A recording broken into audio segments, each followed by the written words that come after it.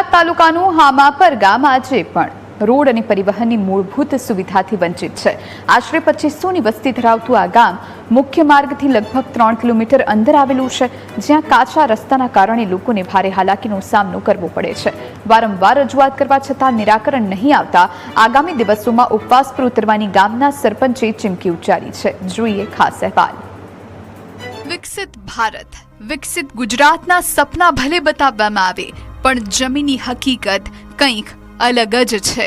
બોટાદ તાલુકાના હામાપર ગામના ગ્રામજનો વર્ષોથી રોડ અને એસટી બસની સમસ્યાનો સામનો કરી રહ્યા છે। ગામ સુધીનો લગભગ 3 કિલોમીટરનો કાચો રસ્તો બિસ્માર હોવાના કારણે ગ્રામજનો પરેશાન છે। ખાસ કરીને ચોમાસામાં અવરજવર મુશ્કેલ બની જાય છે।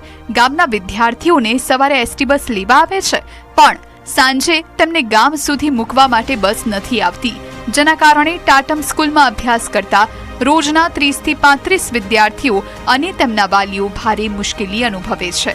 અમને બસ લેવા આવે છે, પણ રિટર્નમાં મેકો નહીં થાય। અમને રાજપરા ઉતાર દે, પછી આ વરસાદનો માહોલ છે, પછી અમને ગામમાં વરસાદના લીધે હાલીને જવું પડશે। હાલમાં તકલીફ પડે છે। અમે કેટલી વખત અરજી કરીએ પણ બસ મેકાતી નથી। સવારમાં બસ લેવા આવે, પછી રિટર્નમાં 4 વાગે બસ રાજપરાના પાટિયા ઉતારી દે, પછી નાથી 3 કિલોમીટર જેવું છોકરીઓને અથવા છોકરાઓને હાલીને જવું પડે। રજૂઆત વારંવાર કરવા છતાં કોઈ અધિકારી ધ્યાન દેતા નથી। પછી રિટર્નમાં શું છે, રસ્તો ખરાબને લીધે વાહન હાલતા નથી, ગામના નહીં ચાલતા અને સરકારી બસ ભાડા ઉતારીને વહી જાય। પછી છોકરાઓને તકલીફ પડે, હાલીને વરસાદી માહોલ હોય એટલે હાલીને જવામાં તકલીફ પડે, પવન હોય, વરસાદ હોય, એ વધારે તકલીફ પડે છે।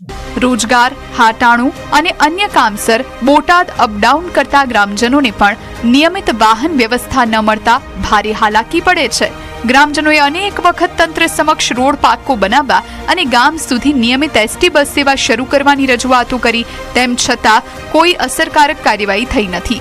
હવે ગ્રામજનો તાત્કાલિક સમસ્યાનું નિરાકરણ લાવવાની માંગ કરી રહ્યા છે, અને જો આગામી દિવસોમાં રોડ તેમજ એસટી બસની કોઈ સુવિધા નહીં પૂરી કરવામાં આવે તો ઉપવાસ આંદોલન પર ઉતરવાની સરપંચ દ્વારા ચીમકી ઉચ્ચારવામાં આવી। અત્યારે આમ અમે અમારા ગામમાં જોવા જઈએ તો આ છોકરાઓ જે ભણવા જાય છે નિશાળે, હવે 3 કિલોમીટર રોજ ચાલીને જવું પડે છે। હવે એ તો વારંવાર રજૂઆત કરવી, આપણે ડિવિઝનમાં કરી, આરએનબીમાં કરી, બધી કરી, પણ એનું નિરાકરણ કઈ થતું નથી। ઘણા સમયથી 1.5 વર્ષથી એક ધારો આ પ્રશ્ન મને આ છોકરીઓ વારંવાર અમને રજૂઆત કરે છે, પણ તો અમે આગળ લેખિતમાં હોતે રજૂઆત કરી છે, પણ તો એનું કઈ સોલ્યુશન આવતું નથી। હવે તો બધા થઈ ગયા છે, એટલે જો આનું સોલ્યુશન આવે તો અમે ગાંધી ચિંતા માર્ગે કઈક રસ્તો આનો કરશું, એમ ઉપવાસ કરવું છે। હવે ગામ લોકોની માંગને તંત્ર ક્યારે સાંભળે છે તે જોવાનું રહેશે। Bureau report, news capital Gujarat.